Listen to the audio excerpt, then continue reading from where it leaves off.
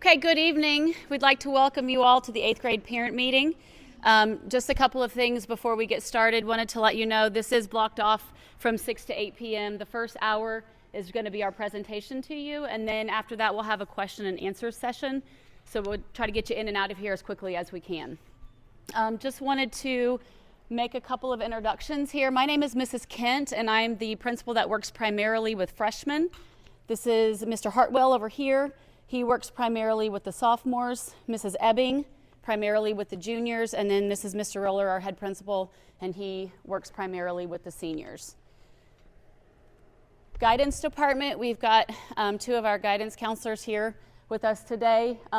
Miss Andrus is not here, but she works with students last names A through D. Then we've got Mrs. Sedam over here, and she works with students last names E through K. Mr. Erdl is not here. He is our guidance office director, and he works with students last names L through Q. And then we have Miss Cardinal over here, and she's got the remaining students in the alphabet. So just wanted you to put names with faces and see who we all are. And if obviously after this, if you have specific questions to direct to us by counselor or by grade, feel free to do so.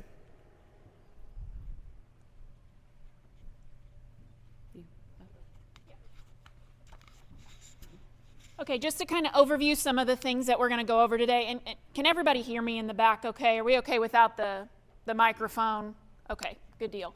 We're going to go over several of the opportunities that we have here in the building.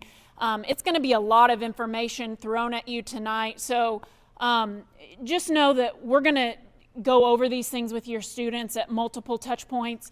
And also this presentation is being recorded and will be put up on our website, so you'll have access to that if you want to go back and look at anything. And you'll also have access to all of the links. So if it seems like we go through things pretty quickly, just know that you'll have an opportunity to come back to those.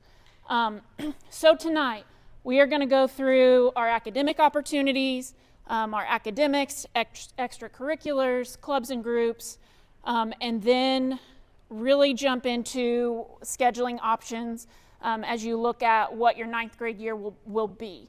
A big part of this too will be just specific things that we have in the building, opportunities, again, all of these areas, and then graduation pathways and how scheduling all comes into play with that.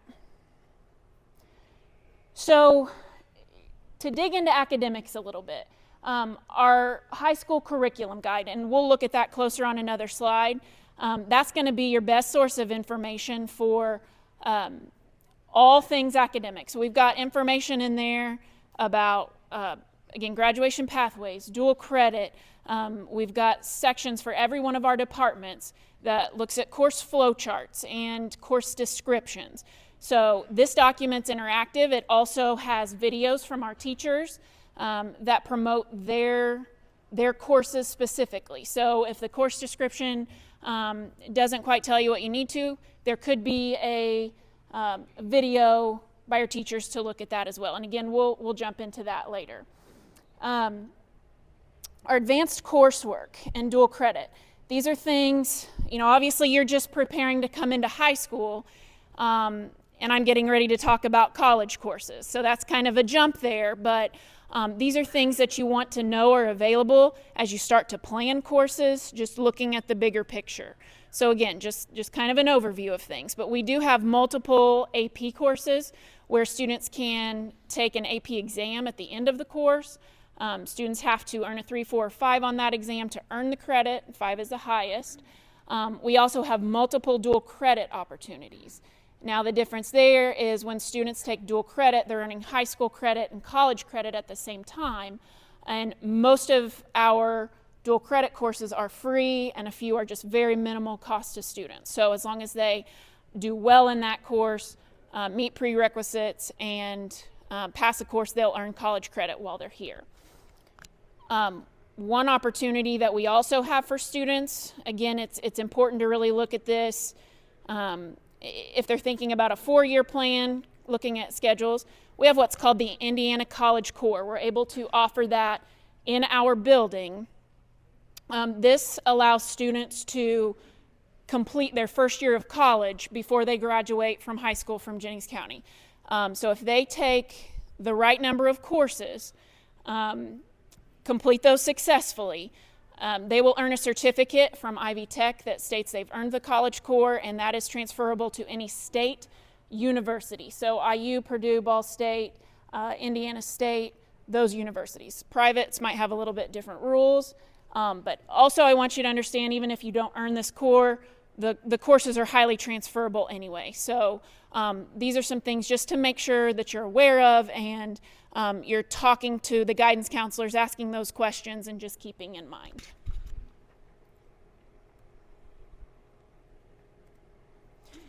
Some other opportunities that we have just to showcase, we have a program called Project Lead the Way, where we have several groups of courses and pathways. These are project-based courses preparing students for careers in the areas of biomedical science, computer science, and engineering. All that information is also in the curriculum guide. We also always like to showcase our performing and visual arts. We have amazing artwork in our hallways, and these groups are showcased in our community all the time. So we are very proud of these programs.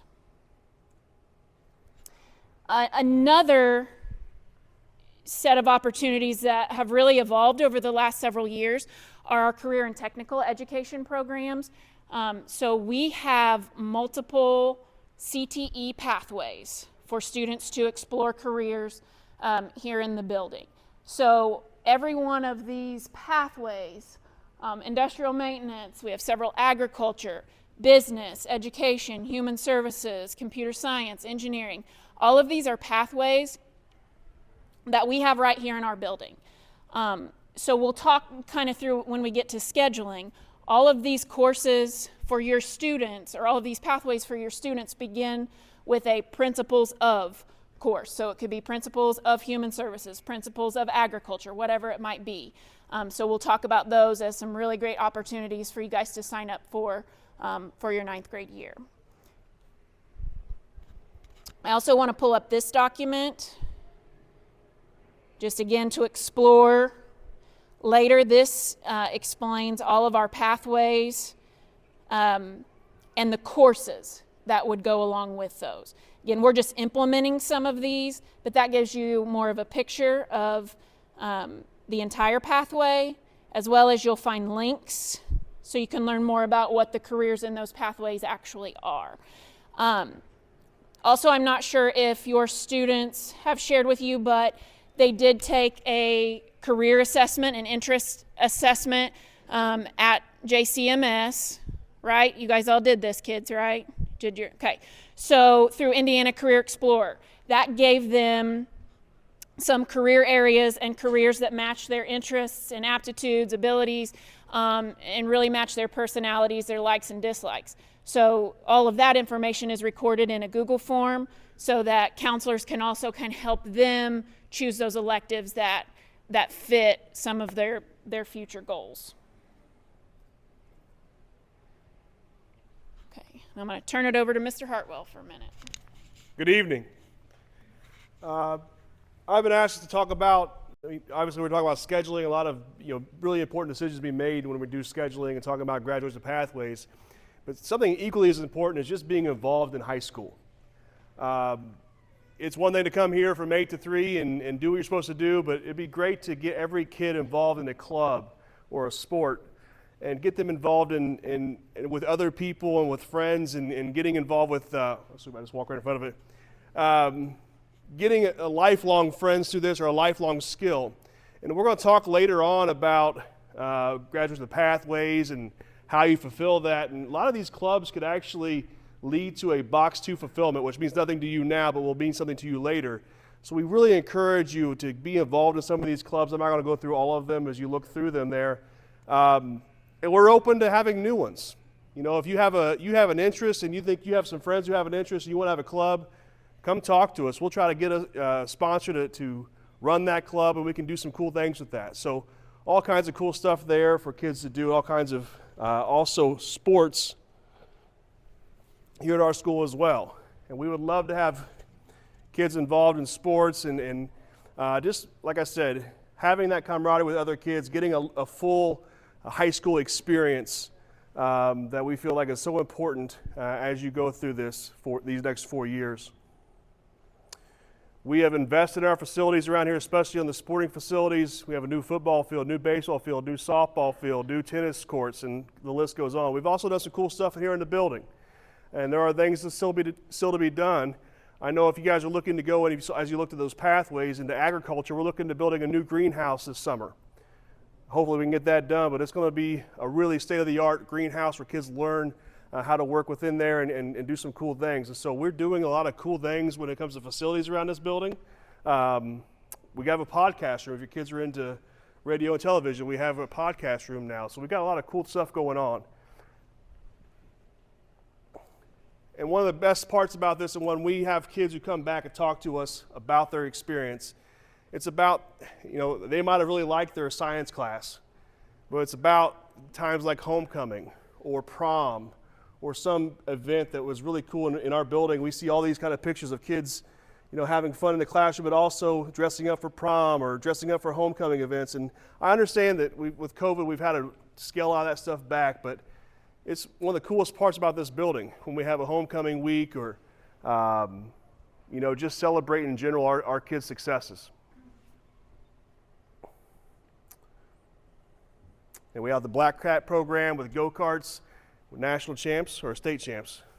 National champs this year. So got all kinds of cool stuff that's got going on here in this building. I want to make sure that you guys know, although we're talking about scheduling tonight, please be involved in things. Learn about different things in our building, meet new people, and get the full high school experience.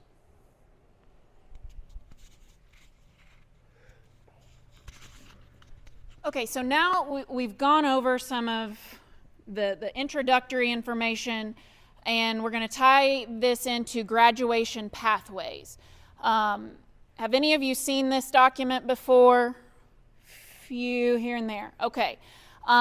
This is actually something relatively new from the state. We've had a change in graduation requirements, and our current juniors are the first ones to graduate on our graduation pathways requirement.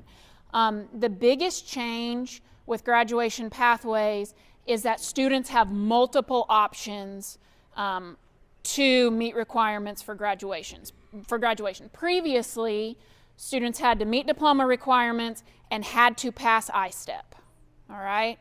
I-STEP is no longer on the table. Students do not have to take I-STEP, and their graduation from high school does not hinge upon a standardized test. You have multiple options. So as I jump into graduation pathways here, this is again one of those things that might seem overwhelming because there's so many options, but it's really a great thing because there's so many options, and we can tailor this to your student and their goals and make sure that they find ways to be successful.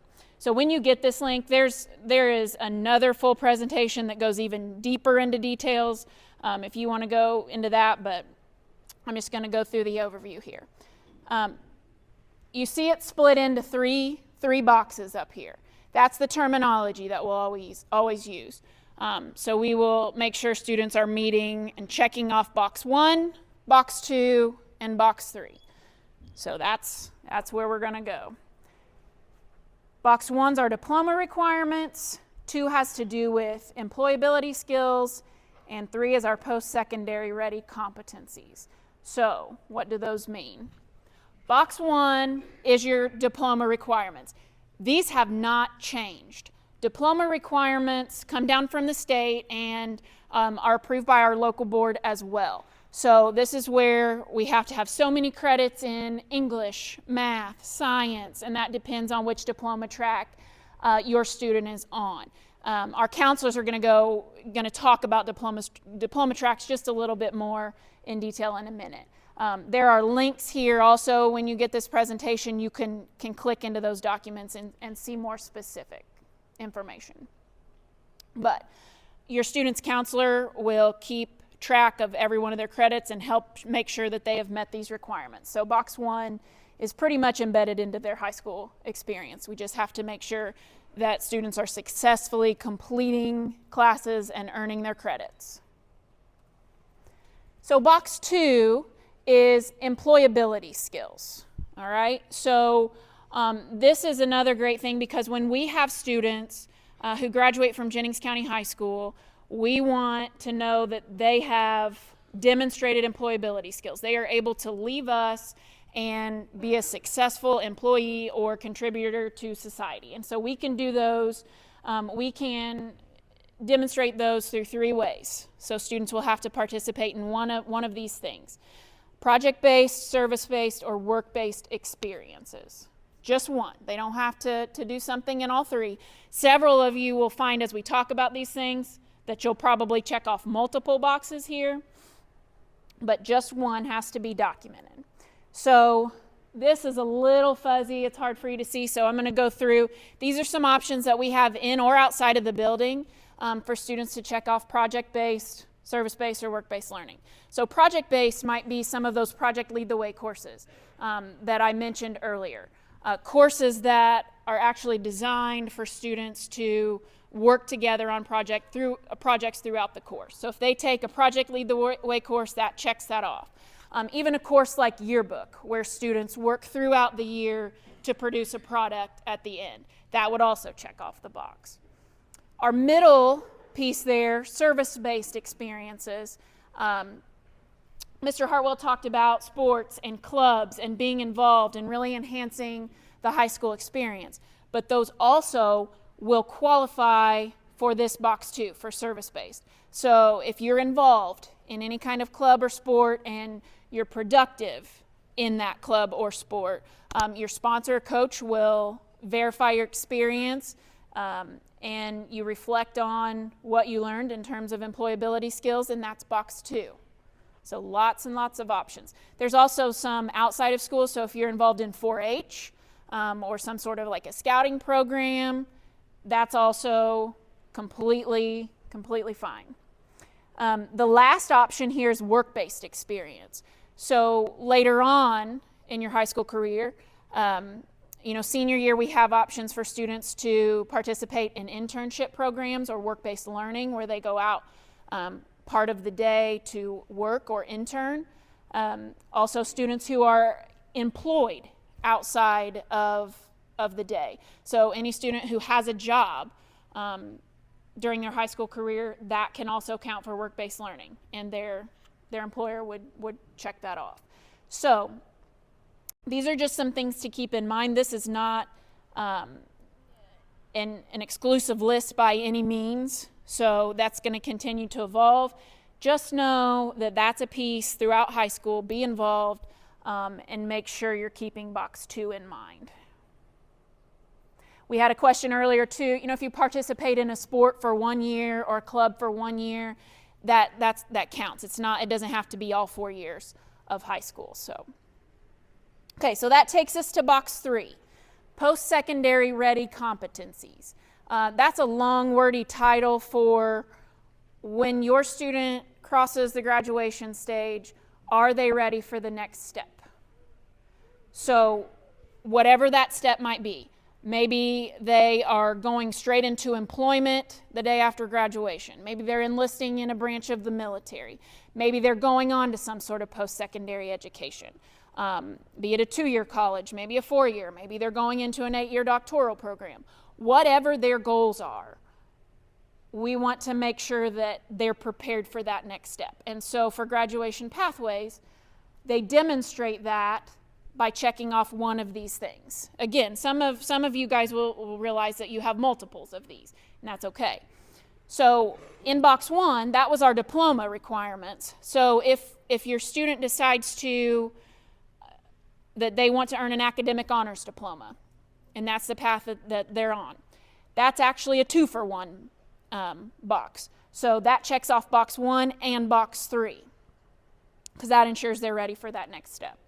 The ACT and the SAT, those college entrance exams, if they have a certain score on those, that can also qualify for box 3.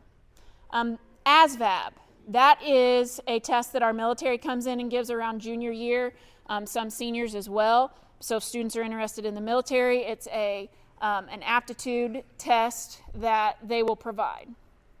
Industry certifications, apprenticeships, career and technical education concentrators, and we'll get into that in just a little bit, but some of those specific career training pieces.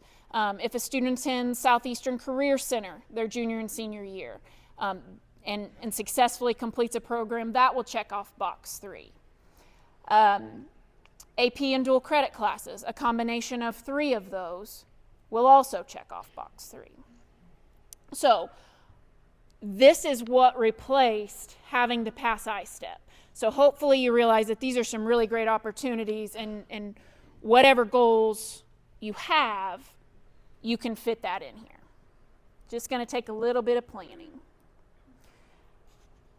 So again, with the AP and the dual credit, you've got a link to look at these offerings. Just by looking at this sheet, you can see that there are several. In comparison to other local high schools, I would say we have more dual credit opportunities than most surrounding high schools. So again, that's something to look at. You've got the post-secondary title and our high school title, so you can dig into that. So that's going to kind of take us to the end of graduation pathways. That's kind of the overarching information that we want to keep in mind. That's not something that has to be done your 9th grade year, okay? We will talk about that multiple times between now and when you get close to graduation. So now we're going to kind of narrow the focus down to scheduling and specific information for next year. So our timeline. We've released the curriculum guide. Students have had access to that. It's on our website, and again, you'll get all these links. We've been meeting with students. Our guidance counselors met with all 8th grade students Wednesday. Was that just yesterday? Just yesterday. To go through pretty much the same presentation. So it doesn't hurt to hear it a couple of times and go through things. They will put in scheduling requests. We might have to adjust that just a little bit because of the shift to virtual learning next week, but we will figure that out for sure. And then they'll have an opportunity always to reach out to counselors and ask questions and make sure that the courses they put in are on track with their goals. We will then build our master schedule and hopefully have everything out by earlier midsummer. Okay, so here's where I've got the link to the curriculum guide. I want to pull this up so that you know how to use this document. Again, this is on our website and is very interactive. So when you click into the document, you've got a table of contents that has links. All the general information is at the front, and then you can click through specific departments to look at courses. And again, some of our teachers have put in videos to explain some of the fun things that they do in the courses and why you might be interested in that. We also have flow charts that can be really useful, because if you're coming in, so you'll see grade in 8th grade science. If you're coming in with a low grade, or you're coming in with an average grade or an above average grade, this curriculum guide is really going to help you figure out where's the best place for you to start so you'll be successful. Okay, and then we go into the actual course descriptions, which will tell you which grade levels can take it, if the course is dual credit or not, which diploma track.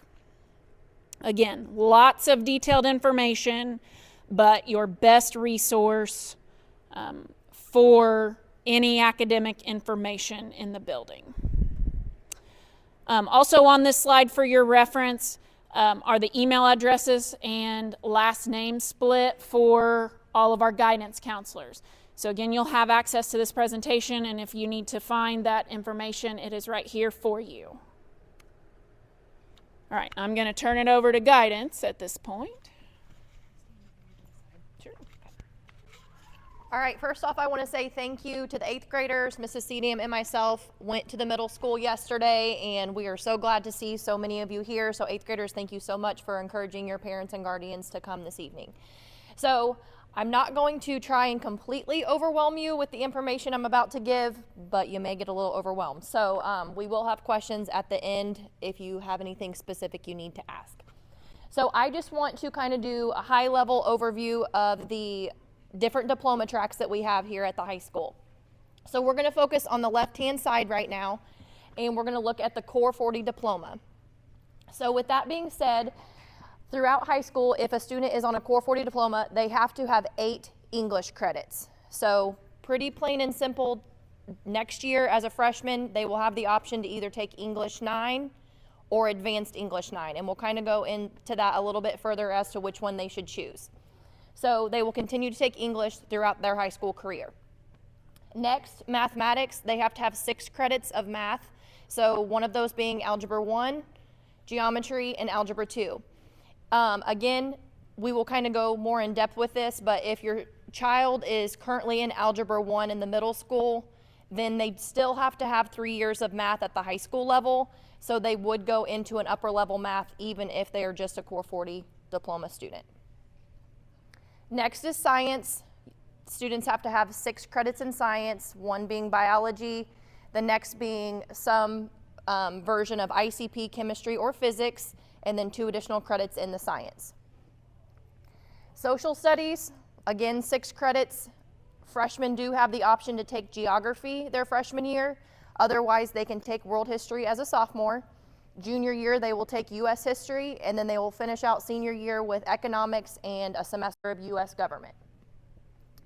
Directed electives, these are going to come. I know a lot of people get really nervous about, oh, do I have my directed electives? They can come from your foreign language, they can come from your principles courses, they can come from fine arts. So that's something we will be tracking, so don't get really hung up on that part of it. PE, we had to break the news to the 8th graders yesterday that they have to do a full year of PE at the high school. Some of them were not excited, so we apologize, but you do have to have a full year, which equals 2 credits of PE at the high school level. They will also have 1 semester of health at the high school level, and then other electives within that. So this form is from the state of Indiana. You can't see this, but where it's highlighted in yellow, we do have other local graduation requirements. So with that being said, we also require of our students to have preparing for college and careers that they will take their sophomore year, and then they will also have to take digital applications their freshman year. Overall, for the Core 40 diploma at Jennings County High School, students have to have 44 overall credits. So it is not 40 here at Jennings County High School, it is 44. So that is Core 40 diploma in a nutshell. So now we're going to shift our focus to the right-hand side, and we're going to look at Core 40 with academic honors. So in order to do this, you're going to do everything on the left-hand side in addition to what I'm about to tell you on the right-hand side. So again, for honors diplomas, instead of it being 47 credits by the state, we here locally make that 48 credits. So you do everything for the Core 40 diploma, and then you have to earn 2 additional math credits. So that would be an upper level math, like a pre-cal, finite, quantitative reasoning, calculus. They also have to earn 6 to 8 credits in a foreign language. So we explained this to the 8th graders yesterday. There's kind of 2 options with this. You can either do 3 years of one language, or you can do 2 years of one language and 2 years of another language. So it just depends on if they kind of want to get their feet wet and maybe do German a couple years and then do another language a couple years, or just stick with one language altogether. They must also earn 2 Core 40 fine arts credits. This can come from band, choir, orchestra, intro to 2 and 3D art, GARD, or we have a class called Music History and Appreciation that students could take for those credits. They must earn a grade of C or better in all those courses. So we know that things happen. We know that people get sick. Sometimes we have things in our lives where we're having a bad semester. Maybe I get a D+ in one of those core classes. If that happens, they would just have to go back and retake the course to earn a C or better in order to stay on track for Core 40. Overall, at the end of their senior year, they have to have a grade point average of a B or better. So it's definitely important that they keep those grades up all from freshman year to senior year. Next it says complete one of the following, A through F. I'm not going to go through all those. I will just tell you that because of the upper level courses that they have to have for academic honors, especially with their math, they can get dual credit in it. Different AP courses, they will meet one of these A through F qualifiers. Core 40 with technical honors, again, 48 credits. They have to do everything on the left-hand side, and then they have to earn 6 credits in the college and career prep courses in a state-approved pathway. So there are classes that they can take here through the principals courses where they can do that, but another great opportunity is for them going to the Southeastern Career Center, which we touched base a little bit yesterday with the 8th graders about, where they can get certifications, get their dual credits over there, and be able to meet their technical honors diploma. Also, again, they have to have C or better in all those courses, so definitely encourage your child to make sure they're getting the best grades possible. And then they have to have a grade average of B or better. And then again, they have to complete one of the following. That is something we will track, because I feel like it'll be a little confusing if I go into it right now. And then I just want to add to that, so we're talking about total numbers of credits here, just to kind of put that in perspective. We are on Block 8 scheduling here at the high school. We've been on Block 8 for quite a while. So students have an opportunity every semester to earn 8 credits. So that's 16 credits a year they have the potential to earn. So over the course of 4 years, that's 64 credit opportunities. So I just kind of wanted to make sure that you understood that in perspective to earning 47, 48 credits. There's room for study halls, there's room for some of those things, and still just kind of along with the scheduling piece, and you'll hear more about this later, but we do run 4 classes on a blue day, 4 classes on a white day. That's how we get to our 8 classes. So again, just kind of a brief overview on the credit piece. Thank you. Okay, so looking a little bit deeper before we show you a mock 9th grade schedule, we want to just mention some things specifically about some of the core subjects that your child may be taking. So in science, next year there will be 3 science courses that are offered. They have the option to either do ICP, advanced biology, or physical and life science. What we kind of told the 8th graders yesterday, that if science is their strong point, they're doing well, they have, A's going into science, and it's something where they want to challenge themselves, advanced biology is probably the route to go. If, if science, they're kind of middle of the road, they're good at science, but they're kind of nervous about taking an advanced course, but they still want to challenge themselves, they want to take integrated chemistry and physics. And then if science is really not their subject, which, like for me, I was terrible at science, so if it's not your subject and you're doing very poorly right now in your 8th grade science, then we want to start you out in physical and life science. The reason we're doing that is because we want to give you a good foundation before we move you into ICP. Another thing to keep in mind is if your child does decide to take advanced biology as a freshman, the intent is for them to go into chemistry as a sophomore. Or AP Physics 1 if they're taking Algebra 2 concurrently.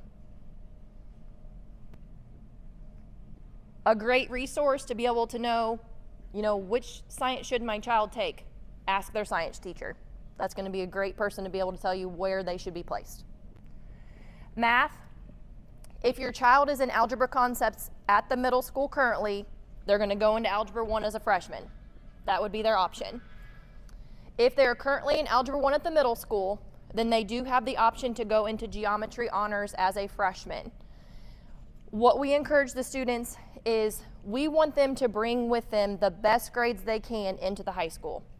So if they're getting A's in their Algebra 1 class and they feel prepared and they want to move to geometry, or advanced geometry, sorry, if I said honors, then that's what we want them to do. But if they have a low B or a C, we're going to encourage your child to retake Algebra 1 at the high school level. The reason for that is if whatever grades they bring from the middle school, if they don't retake that course, those go onto their high school transcript. So we would rather them retake Algebra 1 and get A's at the high school level then bring in B's and C's in Algebra 1 from the middle school and start geometry or advanced geometry. Does that make sense? Okay. Again, they do have to have 3 years of math while in high school. So even if a student is a Core 40 student and they take Algebra 1 in middle school, that means they would have to go geometry honors, or advanced geometry, sorry, we changed our language and I'm getting myself confused.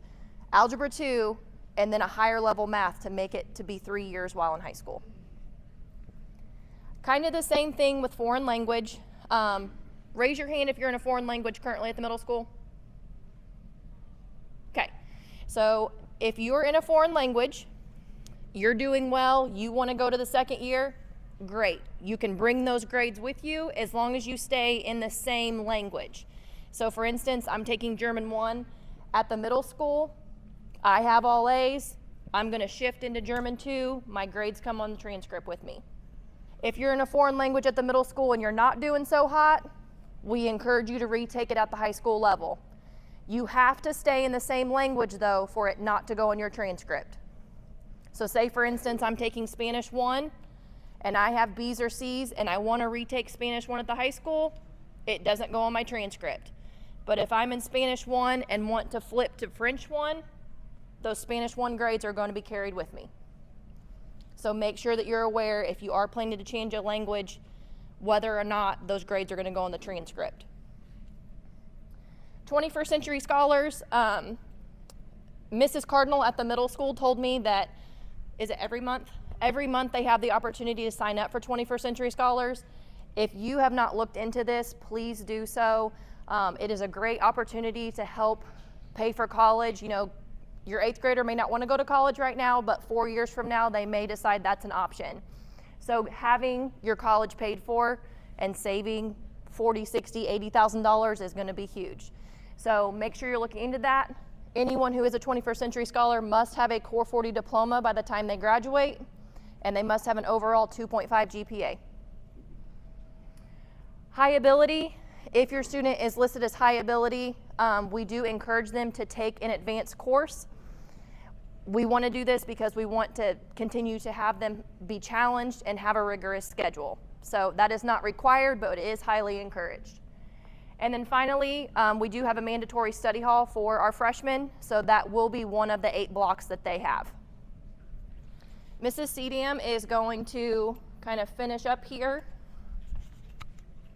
Thank you. Excited to see everybody tonight. Lots of familiar faces from yesterday at the middle school. I get the easy part. I get to wrap everything into a pretty little package that we've already talked about. So Mrs. Ebbing already talked to you guys about principal courses. So the box 1 is the diploma. Remember, the box 2 is employability skills, and box 3 we have post-secondary competency readiness. So our principals courses, we have 13 different pathways, starting with the principals course that we have available here in our building, and that's even without listing our opportunities at the Career Center. So here's some of those. We went over those yesterday with the 8th graders. A description of those are in the curriculum guide for you to look up if you have any questions about those. It's really, really important that we pick one of these for your freshman year, because it's going to be really setting you up for success. If things don't go as planned, then we've got a box 3 in place. It's a good thing. And also, I like to just mention to our 8th graders yesterday, even if this doesn't end up being something, if they choose one of these, let's say Principles of Human Services, they think they might want to go into social work. If they take this class and decide it's not something they want to do, it's really beneficial that they've ruled something out and can try something new before going to college and paying to figure it out. So we think it's a really good opportunity.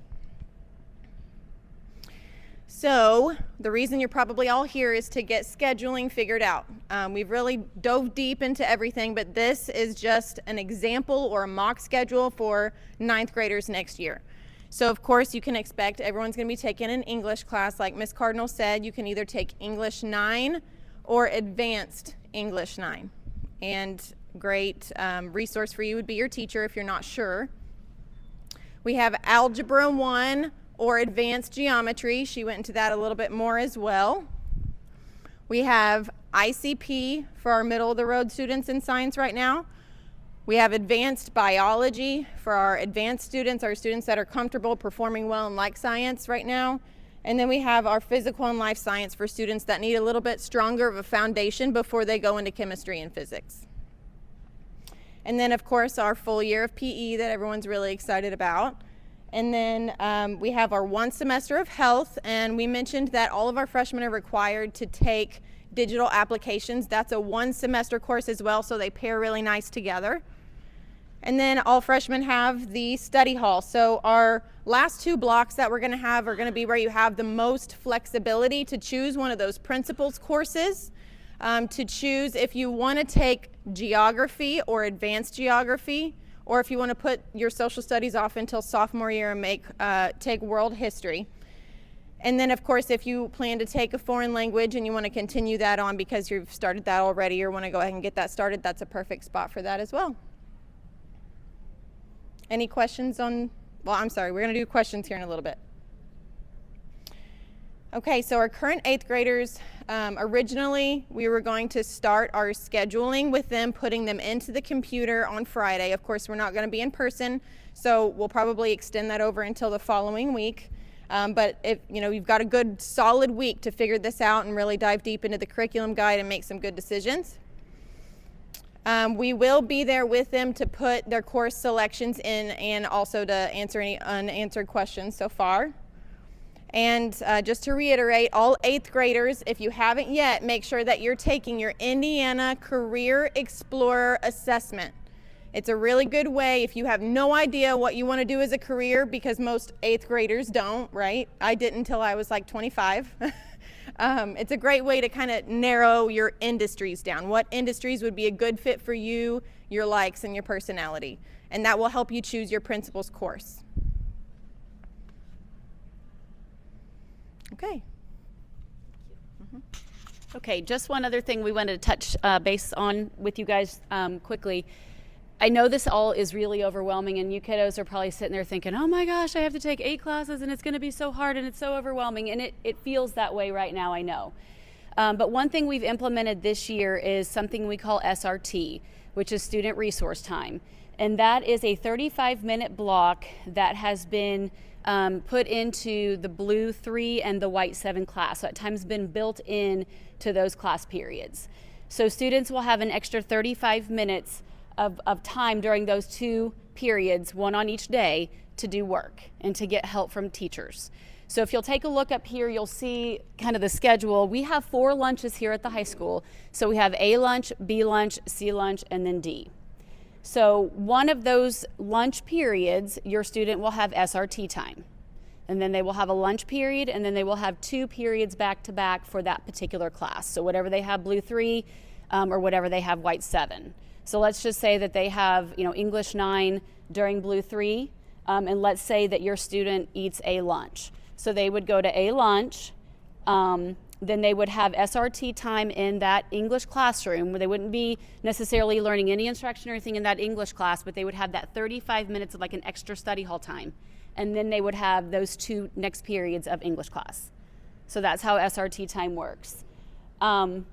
The purpose of this really is just for students to have extra time to work on assignments, to prepare for quiz. They can go talk to teachers during that time. If they've been absent, that's a great time for students to go reach out to their teachers and say, hey, I wasn't here yesterday, what did I miss? So it's just a really good extra resource time. We want to support our students as best we can. And lastly, and these are just some logistic things, the Srt Lab is found in the library, and we'll obviously show students that when we do 8th grade tours here in April. We will definitely take them towards that lab. I'm sorry, I didn't explain that to you. We have an Srt Lab that's separate from them being in their Srt time. The lab is got an English teacher and a math teacher in it. And that is housed in the library. So that's an extra resource. So during that SRT time, if a student needs English or math specific help, then they can go down to the lab in the library. And we will, again, 8th grade tours in April, we will take your students to that lab so they can see where it is. Teachers can assign students to that lab as well. So if your student is struggling in an English or a math class, the teacher may say, hey, I think it'd be really great for you to go to Srt Lab tomorrow, and they can then assign your student to go to that lab for extra help. And then again, SRT teachers will utilize the tracking and attendance system so that we know where they are and where they're supposed to be during that time. Like I mentioned, we have set a date, so the 8th grade tours will take place on April the 13th. Students will come up to the high school in 2 groups. So one group will come from 9 to 10:30 in the morning, and then another group will come from 1 to 2:30 in the afternoon. They'll come up here. There'll be another kind of more specific presentation happening here in the auditorium. We're going to dive more into athletics and some of those programs. And then we will also take kiddos on a tour of the building. So they'll get a chance to see where the cafeteria is and where the gyms are, where the locker rooms are, and all of the things that, you know, kids are really overwhelmed and nervous about on that first day. We want to make them as comfortable as possible. We will have a freshman orientation, hopefully sometime late in July prior to the first day of school. Again, kind of more specific activities and things to get them acclimated with our building and our staff. And then lastly, one thing that we do here at the high school is have a freshman induction night, and that typically happens in August and in an evening where parents and students can come up to the high school and kind of walk a mock schedule or go through your student schedule, meet the teachers, see what things that your students will need for that semester or whatever, and ask any questions that you might have at that point. So those are kind of our 3 dates to look forward to. Your kiddos will be back in the building a few more times, hopefully.